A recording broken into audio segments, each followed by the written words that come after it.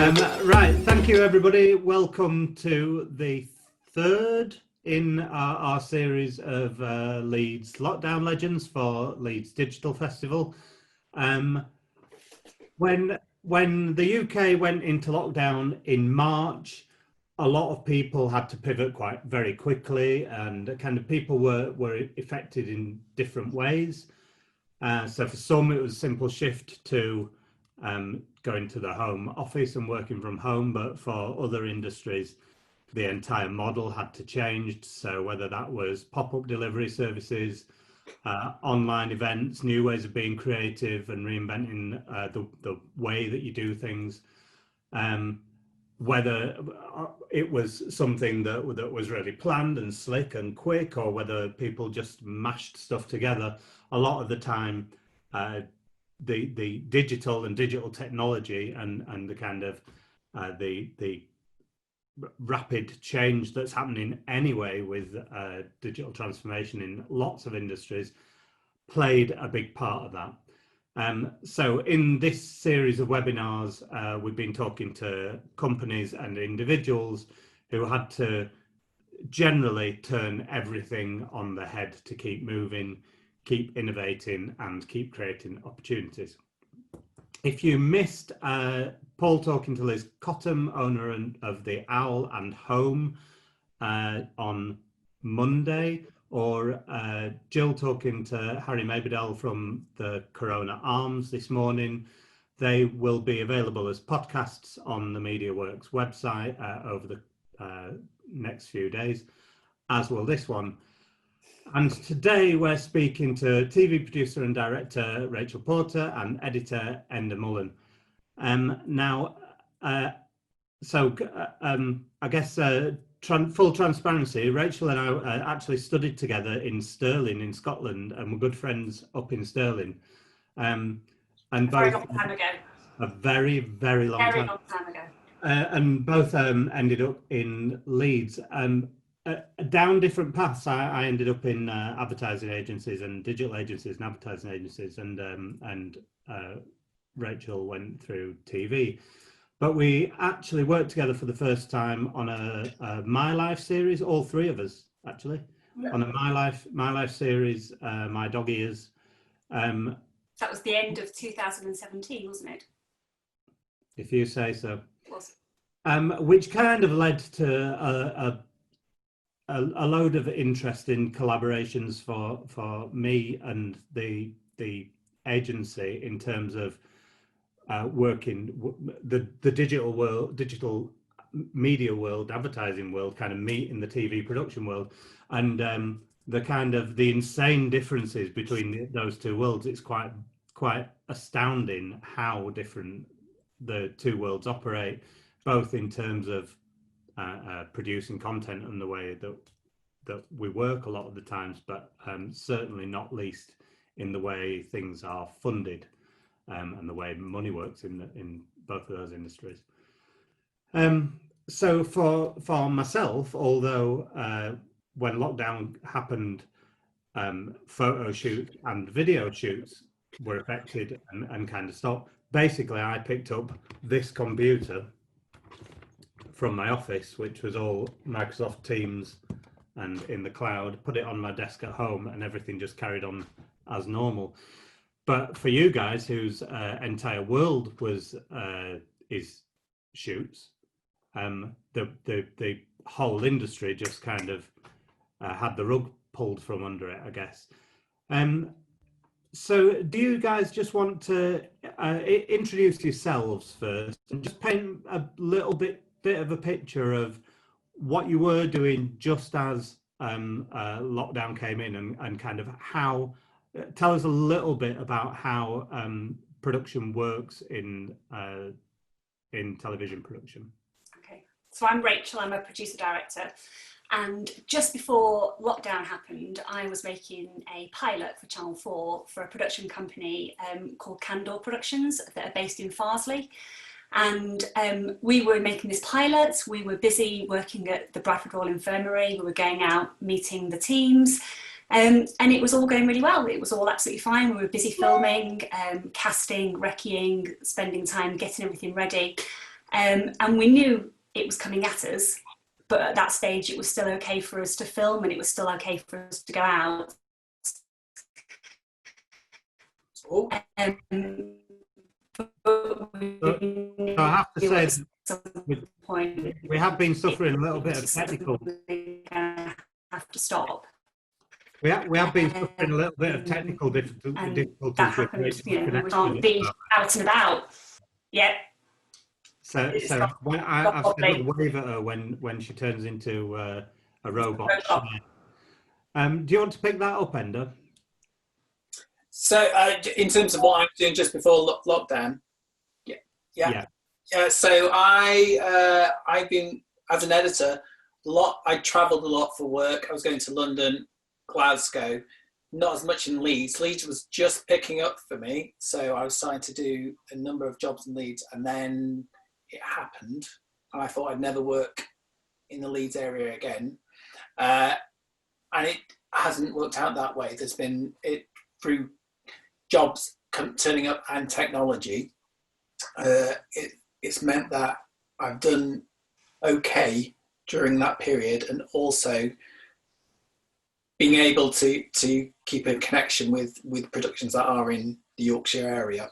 Although one of the jobs I've done in the middle of COVID was down the line to London, so that helped. And everything was done in this room in Baildon, near Shipley, and either down the line or via a drive.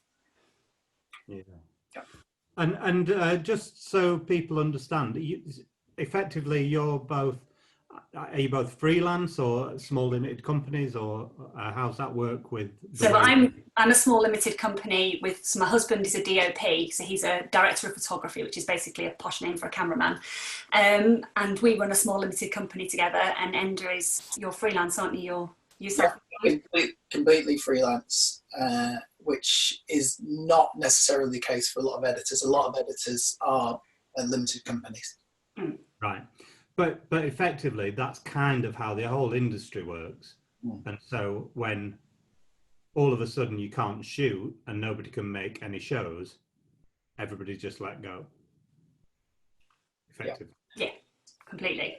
So the job I was going to go, I lost several big jobs almost immediately, and one of them would have been cutting in Manchester, and the entire team were moving from that onto, I'm going to say, two massive projects, but they were moving straight onto it, and they were gone in a click. They didn't, because they were so busy on the first project, they didn't really click to how bad it was, and then everyone was made redundant immediately. Yeah, and that's one thing being an editor, but I guess for Nick being a DOP, like if he can't go out and shoot, he can't put a camera on his shoulder, then and not allowed out. No, so he was due to do a series in America that was an 8-week shoot in America that disappeared overnight, and he was supposed to go straight from that to a different production also in America, and that went too.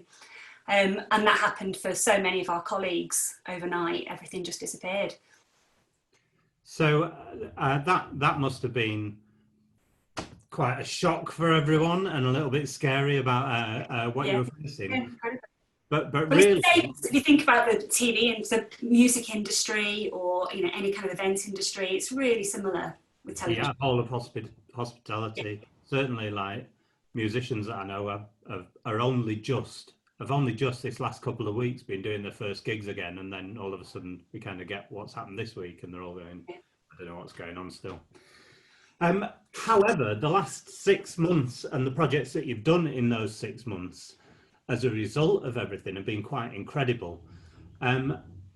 So when the pilot ended and you were you were both at that point, I guess, faced with the not knowing what was going to happen over the next 3 months, the 24 hours in Coronavirus Britain kind of was developed. Can you just talk us a little bit about what that show was? And Andrew, keep breaking up a bit. Can you say that again, Andrew? Sorry. Tell us a little bit about 24 hours in. Yeah, she's gone. She has gone. She's back. Can you tell us a little bit about can you the hear me? 24 hours? I'm back. Sorry. Yeah. Tell us a little bit about 24 hours in coronavirus Britain. Okay, so it was called Day in the Life of Coronavirus Britain. And so what happened was Channel 4 asked Candor Productions, which was where I was working at the time. The exec producer and founder is a lady called Anna Hall. And Channel 4 were talking to Anna about some fast turnaround projects. And obviously from all the broadcasters' point of view, they suddenly had programmes that couldn't be delivered.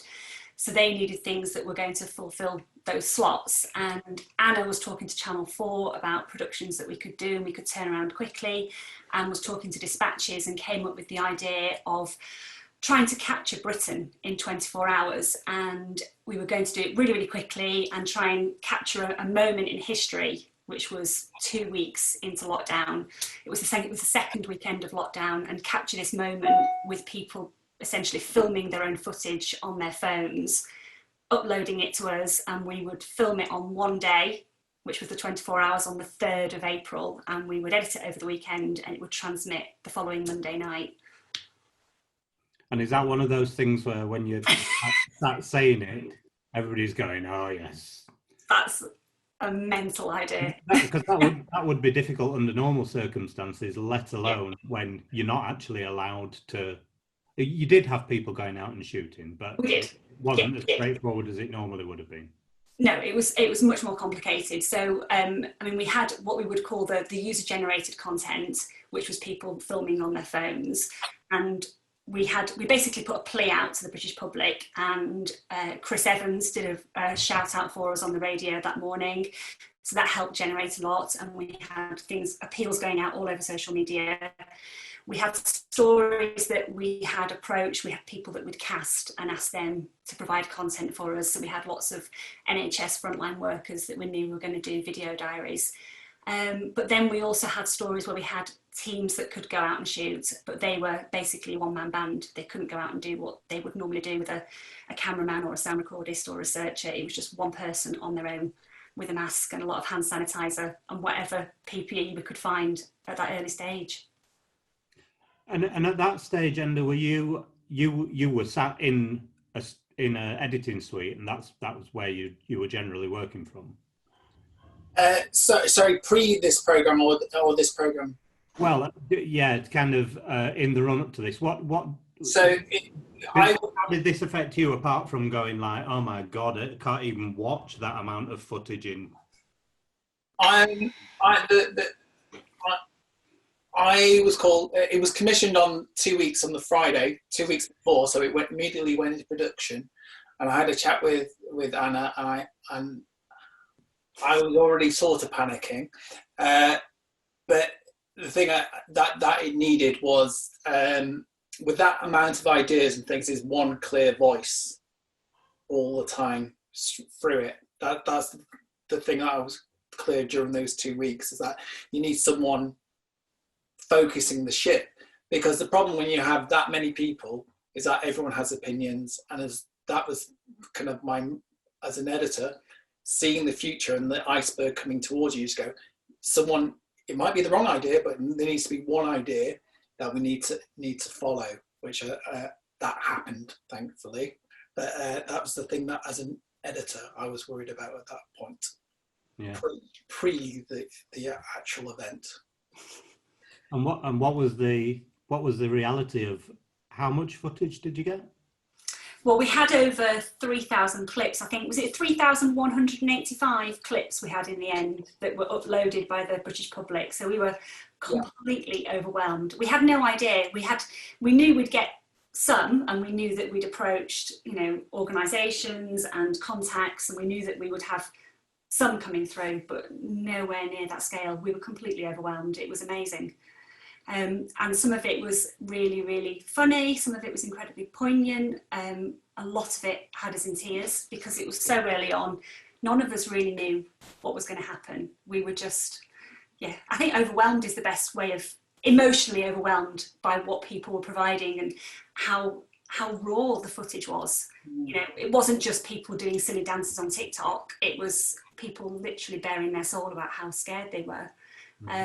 It was extraordinary. and in a way that we've never filmed before, because normally I would research a story, you'd have what you call months of pre-production where you meet contributors, you spend time with them, you build that trust, and then eventually you go and do an interview in a very traditional way. And this was, people just making their own stories and sending them to us. And then to kind of really press the emotional buttons, Bill Withers died. Yeah, on the day. Yeah. Gave you a soundtrack. Gave us an ending. Yeah. But so I guess what I was getting at Enda was that, but that was edited on site, not in the room now. Yeah. So everything was, say,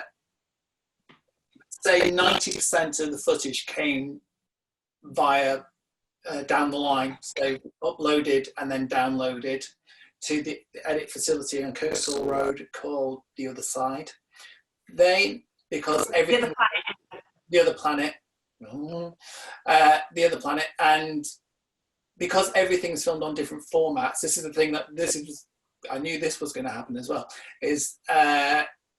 But they did I knew this would take a lot longer period, because technically to get a lot of different sources and process them so you can edit with them, they all need to be changed into the same format. Mm-hmm. Otherwise the software doesn't work. And that, if anyone's uploaded a 30-second file, they know how long that takes. Then you take 3,000 5-minute clips, and then you do the calculations, and you're processing a lot of stuff which you're probably throwing away straight away, but you don't know that until it's come into you. So yeah, so that there was a lot of challenges in terms of just getting the material into the suite before we even started editing. I think we started editing on 10 o'clock on the Friday, and we didn't really start getting material until it was Friday night. We got material, wasn't it? After midnight that night. There was I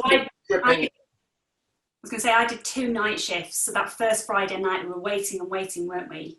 Yeah. And then there was a team of 46 people worked on this program. 46 people worked on the program, which was great, because it was at a stage when, like you say, so many people had lost their contracts, they'd lost work. So suddenly to have this huge program and production coming out of Leeds was fantastic. So yeah, a team of 46 people, most of us working remotely from our offices and our spare bedrooms, logging footage, figuring out how to work Dropbox, because most of us hadn't worked with Dropbox, certainly not in that way, and that of them. Have I gone? Hello? Well, no, we have just heard you saying that you were logging footage and using Dropbox. Yes, so there was 2 teams of us basically, and I did 2 night shifts with our teams, running those and basically getting footage through and sort of wheedling it down so then we could deliver the clips that we wanted and the stories that we wanted through to Enda and his team, who were on Kirksall Road in Leeds. So I presume you didn't get much sleep, Enda? 10 o'clock Friday morning to midday Monday, I had 8 hours sleep. Which I didn't think was possible. Yeah. But the godsend of that project was that it was intense, but it was over quickly. Yeah. But also, it's probably important to say what Rachel said as well, is that at that time, and there's a section in the film was about the frontline workers who had died that week, and you knew how hard they were working, and so you were it was sort of, there was no complaints really to be had, because people were working much harder than we were and putting their life on the line. Yeah. And so that it felt like the right thing to do. Yeah. At that point. Put everything in perspective. Yeah. So that went out on the Monday. Presumably you all had the worst rap party you've ever been to. It was tragic. We had a really tragic rap party online on Zoom. Yeah. And then you were kind of back in the same boat. Yeah. Yeah. But the project that developed after that then was the Panorama program. Yeah, that's right. So I was, like I said, I was making a pilot before we did A Day in the Life of Coronavirus Britain. And when I was doing that pilot, I was doing a lot of work with Bradford Royal Infirmary, and we'd spent a lot of time with the staff there and with the communications team, who were fantastic. And we had tried to get a berth for the 24 hours programme, and understandably everything was very new and very difficult, and it was really challenging to try and get anybody to talk to us. But it was something that we were keen to cover. I think it was one of those, everyone had seen what was happening in the COVID wards, we'd seen the reality of what it was like on the front line, but no one had seen what it was like in maternity services. So that was something we decided to pursue, and Panorama said they were happy to commission it. So we did that. We got the access to Bradford Royal Infirmary, and then we had the challenge of how on earth we try and make that in the middle of coronavirus and be with the midwives and with the team on the maternity unit and in neonatal at this time, and also in the challenges of trying to edit a programme remotely. Yeah, so in this instance, you did go out and shoot everything, Yeah. but you're in a single location, and you had a production bubble. Is that right? Yes. So we had a presenter. We had Stacey Dooley attached to it, and so there was myself, Nick, who is the cameraman, who's my husband, and Sophie Ellis, who was the other producer. So all four of us were in a bubble with Stacey. And we stayed in a house in Baildon near the BRI, and then we would just travel between the hospital and then going back to the house, and basically stayed there filming the stories for a week. And like it says in the film, this is kind of at the height of lockdown, some of the highest infection rates in the country, 250 deaths already in Bradford. Yeah. You were slap bang in the heart of it all in Manningham. Yeah, it was second only to Leicester at that point, and we thought Bradford might be going back into lockdown. Yeah, it was a challenge, but incredibly interesting. I mean, at that point, I think there was 250,000 babies had been born in lockdown. So it was a story we were really keen to tell, and to really understand the difficulties that pregnant mums were going through and their partners at that time, and the staff, of course, how hard it was for the staff. It was, no one had been able to explain, although they hadn't had the opportunity to talk about it in the way that you'd seen other frontline workers talking. And presumably with a lot of challenges just in terms of filming. Yeah, so we were in PPE. The hospital completely assured us that they had enough PPE to go around. They were happy with that. So yeah, we were in PPE, but we were obviously having to socially distance. We had a system where we couldn't have a sound recordist because we were limited on numbers, so I had to very quickly learn how to do sound. And then we had a system with radio mics where everything was being swabbed and cleaned, put into little plastic kind of freezer bags, put to one side, left for 2 days, circulated around, so that there was no issue of any kind of cross-contamination. And we were just, overwhelmed again, it's that same word again, isn't it, about how amazing the staff were and the mums to be talking to us and letting us in and telling their stories. And you could jump on stories because you were all staying in this kind of, in the bubble in Baildon. Yeah. So I mean, there's the one of the kind of heightened points in the film is the emergency cesarean. Yeah. Was that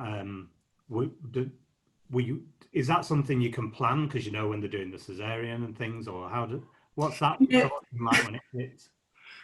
Well, we tried to film the cesarean. We talked about that was one of the things we wanted to try and capture in the programme. And we were at the stage where we were suddenly told by the head of midwifery there is an emergency C-section. Sophie, who was our producer, managed to get access to that for us, and the mum was happy for us to go in. So the mum said she was really happy for us to go in, the team were happy for us to go in, but the mum didn't want to be identified. So at that stage, only Stacey, the presenter, and Nick, the cameraman, were allowed in, and I did the sound from outside. But that in itself had all the challenges, because we had no time to test anything. We just had to go in and capture what happened, and nobody knew what was going to happen to that baby. So the baby came out and wasn't breathing. Yeah, on top of everything, they just kind of like, you almost in the middle of COVID. I was in bits watching it. You almost be absolutely in bits, kind of waiting for that baby to breathe. I was in the corridor crying, absolutely crying. Yeah, and thankfully everything was okay. The team were incredible. Yeah, and conversely, Enda, you'd then found yourself in the room you're in now, I presume. That's correct, yeah. So COVID in a day couldn't have happened without being in the facility, which was, we were all sectioned off in our own little boxes. There was 2 different kitchens, so there was only so many people there at a time. So if you were in that kitchen, it was a social distance experience. With this, because it's all filmed within a week, and it can be processed, and the transmission date was much later. It could all be processed in an office. Then the entire kit came to me. It was all sanitized down, all safe, and I was giving basically pretty much everything, and anything that was additionally shot, like you'll on TV a lot of drone shots. There's shots that I picked up afterwards to kind of like fill in the gaps. So lots of drone shots of Bradford and things. I think they're all down the line to me. I think no, it wasn't. One was too big, and that did come on a sanitized drive as well. And there was a kind of a drop-off system. But then I basically have the machine I would have generally in an office, but in here, and then I connected to Rachel because Rachel was completely off limits to me because she'd been in a hospital for a week. Days? Yeah, 7 days. So even though you'd had the tests and things, the tests can be false negatives, they can be asymptomatic. So you wouldn't have been allowed near me for 10, 14 days in all good practice. So my only contact with Rachel then was via Zoom. And so we could run Zoom at the same time as the software, the editing software, and we just like this, we'd share a screen and she could see everything I was doing. Normally what would happen is we would be in a post-production facility, you know, side by side.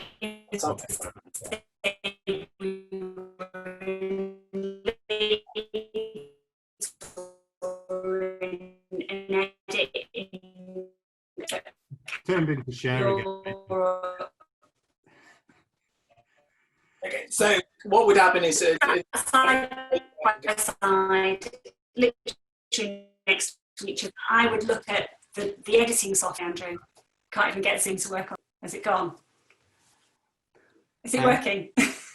Yeah. You are back. Enda, because I'm quite interested in that, picking up the equipment and putting it in your room. So presumably that's a big computer, some drives, some speakers, some monitors that will give you a decent colour representation, that sort of thing.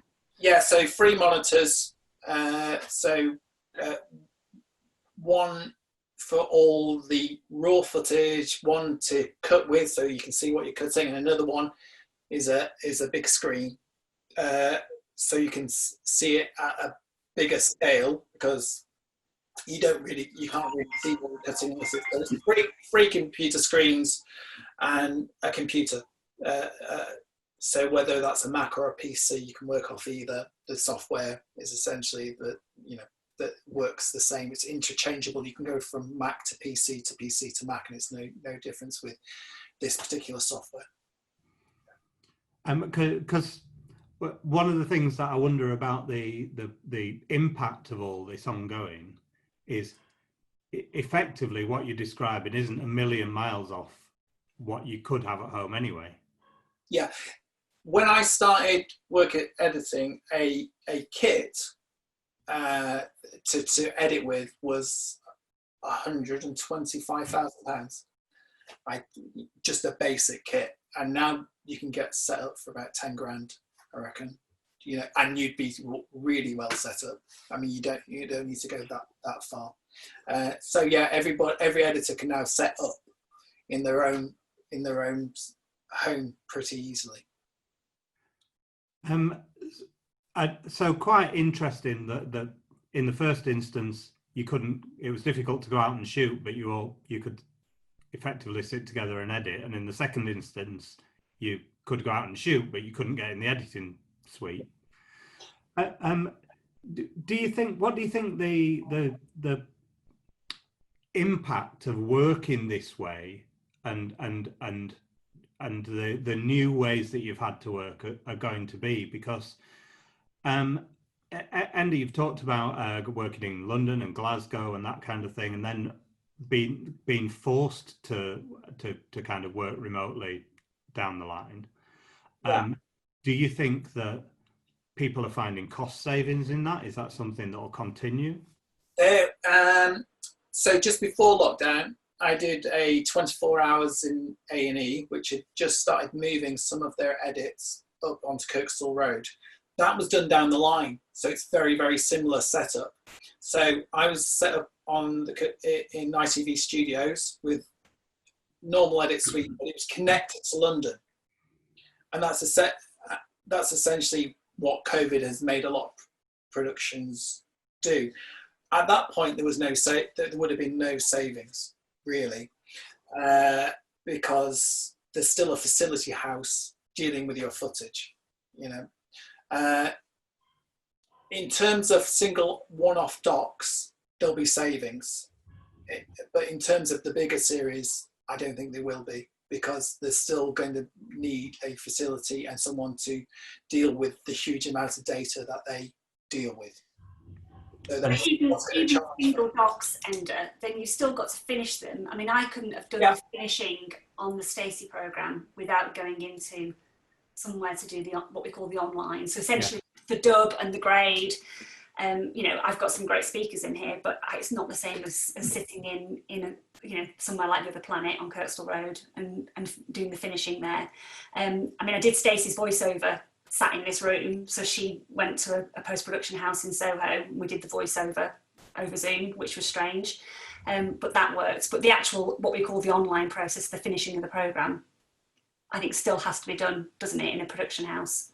Yeah, so that's two or 3 days in a production house, and they won't want to take up on that cost unless because the profit margin isn't big enough for them, I don't think, unless they get more work from it, which would be, there's two sections. There's the offline, which that's me putting it all together, and then there's the online, which is 2 or 3 days at the end, making sure it sounds right, make sure the colours are right.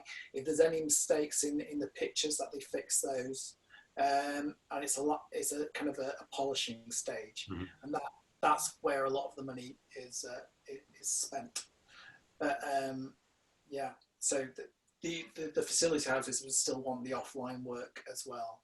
And what about a kind of ongoing impact for the regions? Do you think will it ultimately be a positive thing for places like Leeds? Will London production houses go, well, we can get that done really easily in Leeds, or? Well, you'll be able to move things.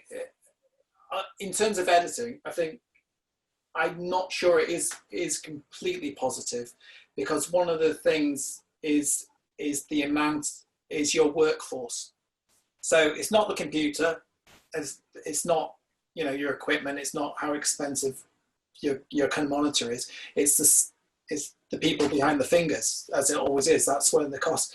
And unless the regions can get a bigger kind of group of people that the commissioners in London trust, then they won't get the commissions. I think that was always a problem.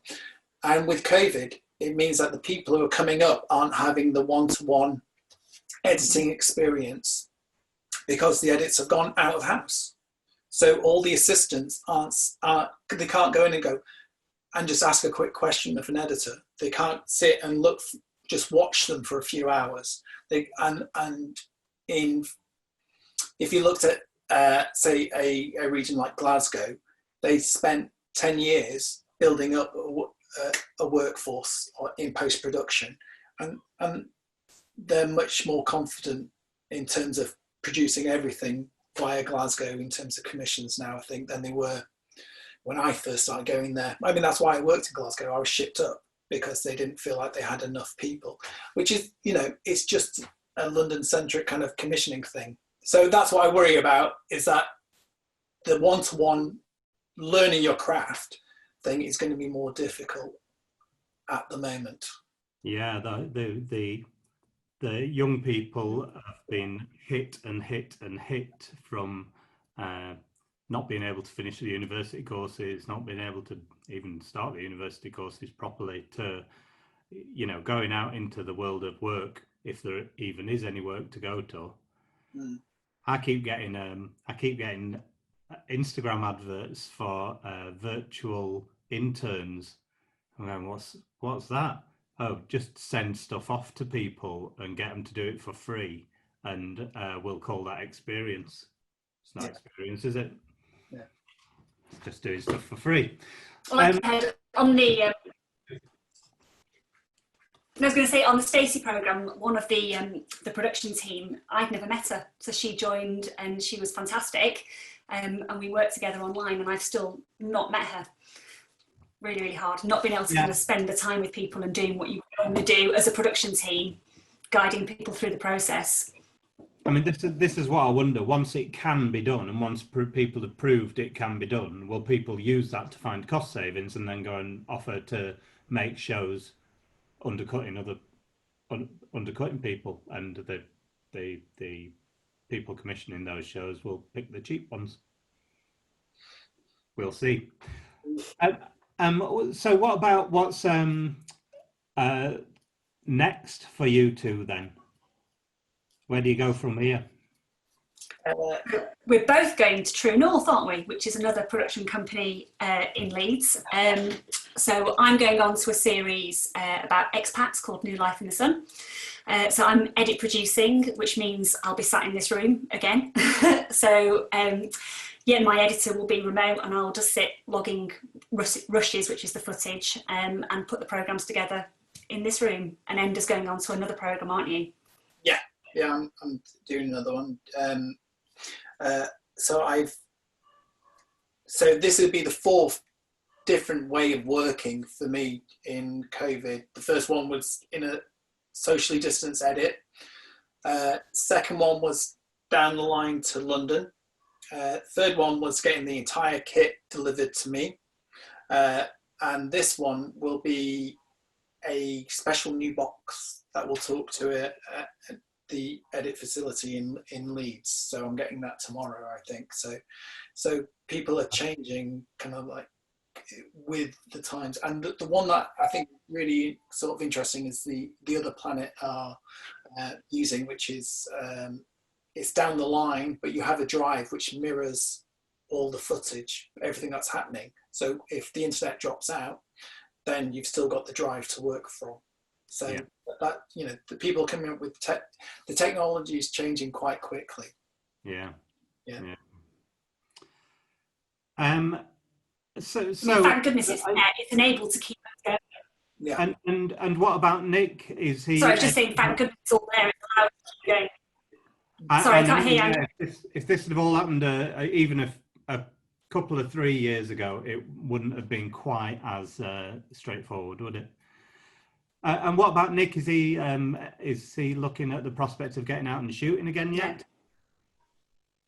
He's already out. He's not been home for 3.5 weeks. So he's been in studio in London doing a cookery series for the BBC, with essentially COVID police following them everywhere, but they've been able to make that happen and work. And at the moment, he's now in France shooting a Amazon Prime doc. So that's got going again. But what on earth that means long term and whether that will be allowed to carry on, we don't know. Yeah. Well, I'm glad that you've both got irons in fires, and thank you very much for coming and talking to us. Like I say, it's been a fascinating, what are we on, 6 months for you guys? 6 months, 1 day, exactly. Who's counting? I don't think when we made Day in the Life, I don't think any of us thought for a second we'd still be doing this 6 months on, did we, Enda? Not quite to this extent, no. No. Okay, well, good luck with your next ventures, and thank you very much for joining us. We've got one more in this series coming up, but I don't know whether we've got a date for that yet. So keep your eyes out, because Paul's going to be talking to the Dowsing Reynoldses. Thanks once again, and enjoy the rest of your day. All right, thanks, Andrew. Thanks, Andrew. Cheers, guys. Bye.